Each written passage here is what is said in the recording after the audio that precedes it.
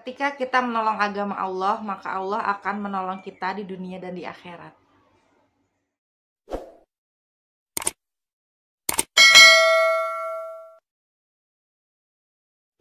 Assalamualaikum warahmatullahi wabarakatuh. Welcome back to my channel, Mahijrah Tujana Official. Video kali ini kita akan Q&A beberapa pertanyaan dari teman-teman yang sudah aku pilih. Ya Allah, barakallahu fikum. Aku seneng banget karena ternyata banyak banget teman-teman yang komen dan memberikan pertanyaan seputar hijrah wanita bercadar. Masya Allah, semangatnya Ukti. Tapi mohon maaf, aku nggak bisa balas satu-satu karena terlalu banyak. Langsung aja ke pertanyaan yang pertama. Sharing ya. Dari Bunda Sasha dan Nizam. Aku juga pengen hijrah kak, tapi kok kayaknya orang terdekatku belum bisa nerima. Jujur kak, sebelum nikah suka pakai baju yang seksi-seksi, yang kebuka, dan kenapa saya bisa seperti itu? Faktor terbesar adalah dari keluarga dan saudara yang lain. Karena memang mereka seperti itu pakaiannya. Oh iya, mohon maaf untuk Bunda Sasha. Pertanyaannya ini aku singkat-singkat ya, karena terlalu panjang serinya. Jadi kita singkat aja. Karena memang mereka seperti itu pakaiannya. Jadi kalau udah pakai baju ya kayak gitu, seolah udah ngetren atau gaul dan cantik. Pasti kakak paham lah maksud aku. Itu dari keluarga mama aku, seneng kalau lihat anaknya bisa kayak gitu. Jadi aku terbiasa kak kurang mengenal agama Islam. Itu yang sebenarnya taunya ya cuma sholat, belajar, dan sopan santun. Tapi setelah kesini menikah dan menikah, aku baru tahu kak, hidupku kok cuma gini-gini aja ya. Kalau kelihatannya aku nggak bisa nonjolin yang lebih dari keluarga, dan yang lain kelihatannya aku minus banget. Pertama sadar dengan hal itu, sedih sih. Ternyata mereka melihat aku hanya dari itu, bukan hanya menerima kesederhanaan dan diamnya aku. Sakit, kecewa, sedih, bimbang jadi satu. Aku bertanya-tanya, anak bisa belajar baik itu dari orang tua, apalagi mama. Pasti akan kita jadikan contoh. Ini enggak, terus aku harus belajar dari siapa dan kemana? Doakan aku ya kak, semoga aku sama suami, anak-anak bisa hijrah secepatnya. Amin ya rabbal alamin. Memang ujian hijrah kita berbeda-beda ya bun. Kesimpulannya ada 3 pelajaran yang bisa kita ambil dari sini ya teman-teman. Nah di sini aku akan sharing sedikit, salah dan kurangnya mohon dimaafkan. Jadi kurang lebihnya posisi Bunda Sasha ini nggak jauh beda sama yang pernah aku alamin ya teman-teman. Dari pakaian seksi dan ingin ditutup, akhirnya dibully oleh keluarga dan teman-teman. Aku yang dulunya berpakaian seksi itu memang bener-bener aku nggak tahu ilmunya teman-teman, dan orang tua pun tidak pernah mengajarkan untuk menutup aurat. Tapi alhamdulillah setelah aku tahu ilmunya bahwa wajib bagi setiap muslimah untuk menutup auratnya, aku langsung menutup aurat aku. Aku pertama kali tahu itu dari surat Al-Ahzab ayat 59. Dari situ aku langsung nangis, bener-bener ingin taubat kepada Allah. Karena memang aku awalnya nggak tahu apa-apa tentang menutup aurat ya teman-teman. Jadi setelah aku tahu surat Al-Ahzab ayat 59, aku langsung menutup aurat aku dari kepala sampai kaki, dan alhamdulillah langsung dengan cadarnya juga. Karena aku ngerasa banyak dosa, jadi aku ingin memperbaiki diri aku, nggak setengah-setengah gitu. Aku hijrahnya pengen langsung. Dan yang kedua adalah aku berpikir aku tidak ingin anak-anak mencontoh yang tidak baik dari ibunya, karena ibu adalah madrasah pertama bagi anak-anak, apalagi aku punya anak perempuan ya teman-teman. Aku tidak ingin menyesal, karena setiap perbuatan akan kita pertanggungjawabkan di akhirat kelak. Aku nggak pengen anak-anak aku merasakan seperti apa yang aku rasakan, karena kebodohan, tidak punya ilmu, jadi tersesat.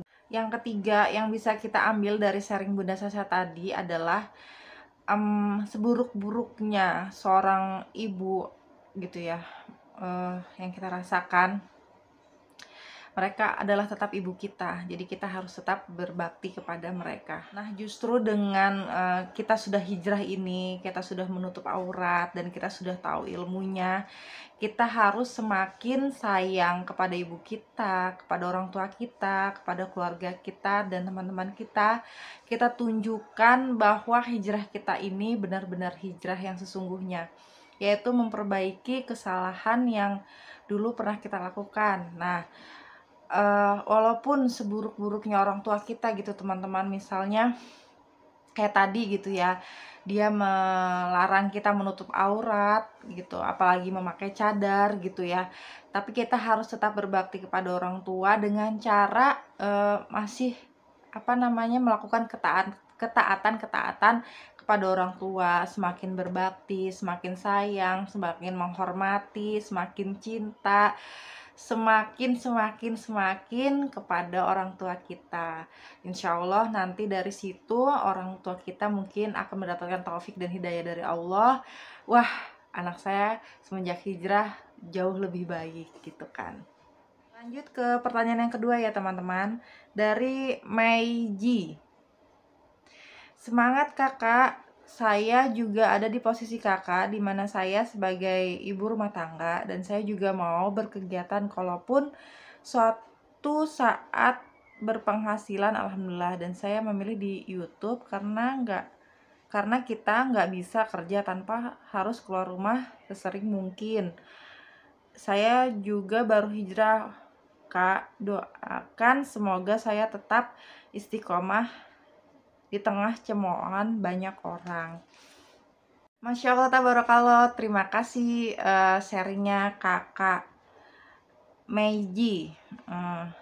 Jadi ini kayaknya komentar di video aku yang kenapa kok wanita bercadar jadi YouTuber, dan aku jawab di situ karena kondisi ya, karena kondisi saat ini tidak memungkinkan bagi aku untuk kerja di luar. Insya Allah kalau misalnya niat kita ibadah, akan tetap menjadi ibadah ya, walaupun jadi YouTuber. Kan kita jadi YouTubernya tidak untuk postingan yang aneh-aneh gitu ya, tapi kita sharing ilmu kepada teman-teman yang baru berhijrah, yang sedang berhijrah, yang sedang pengen istiqomah dalam hijrah. Kita sharing-sharing dimana aku pernah mengalaminya di awal-awal pertama kali aku hijrah. Next, yang ketiga dari Kak Carniti di Indramayu. Masya Allah ya bun, saya juga pengen hijrah, pengen pakai cadar, tapi masih perasaan gimana ngadepin lingkunganku, belum ada yang pakai cadar. Masya Allah. Masya Allah, tabarakallah Kak Carniti dari Indramayu. Iya Kak, jadi gini ya Kak, menurut pengalaman aku pas pertama kali aku hijrah, emang lingkungan aku kurang, bisa dibilang tidak mendukung juga sama gitu, dari keluarga, tetangga, teman-teman. Tapi ya alhamdulillahnya kita kan gak sendirian gitu ya, maksudnya kita kan punya Allah, ada Allah yang menjaga kita. Bukankah kita meyakini bahwa Allah itu maha pelindung, dan Allah sebaik-baik pelindung di dunia dan di akhirat. Jadi kalau untuk aku pribadi sih ya Kak, aku tidak begitu menghiraukan lingkungan sekitar kita. Dan pastinya teman-teman pejuang hijrah yang lain juga merasakan apa yang kita rasakan di awal-awal hijrah gitu ya. Tapi di sini justru iman kita akan semakin kuat dan bertambah kalau kita meyakini kita hijrah benar-benar niat karena Allah ya teman-teman. Memperjuangkan agama Allah. Jadi jika kita menolong agama Allah, maka Allah akan menolong kita di dunia dan di akhirat. Karena hijrah di jalan Allah itu termasuk menolong agama Allah. Jadi kita harus yakin Allah akan menolong kita juga. Dalam kondisi apapun Allah akan menolong setiap hambanya yang bertakwa. Jadi ketika lingkungan kita tidak mendukung hijrah kita gitu, ya sudah, jalanin aja, mau gimana gitu kan. Tapi kita tunjukkan kepada lingkungan kita bahwa setelah kita berhijrah ini perilaku kita, sikap kita, semuanya lisan kita menjadi lebih baik dari sebelumnya. Tidak mengganggu tetangga, tidak mengganggu keluarga, malah justru mungkin bakal jadi motivasi untuk mereka untuk ikut hijrah juga. Ya teman-teman, yang keempat dari Kak Vina Diamond.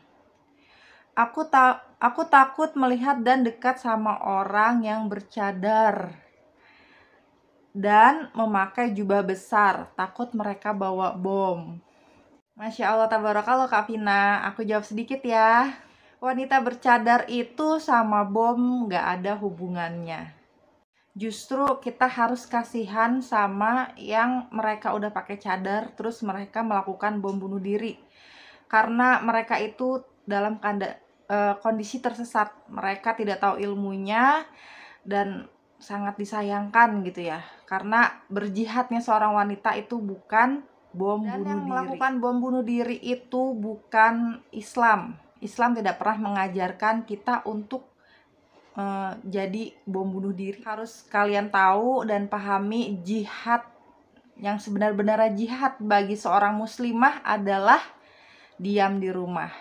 Kalau dia sudah punya suami, sudah jadi istri, sudah memiliki anak, jihadnya adalah taat kepada suaminya, mengurusi anak-anaknya, menjaga rumah tangganya, menuntut ilmu syar'i, mendidik anak-anaknya.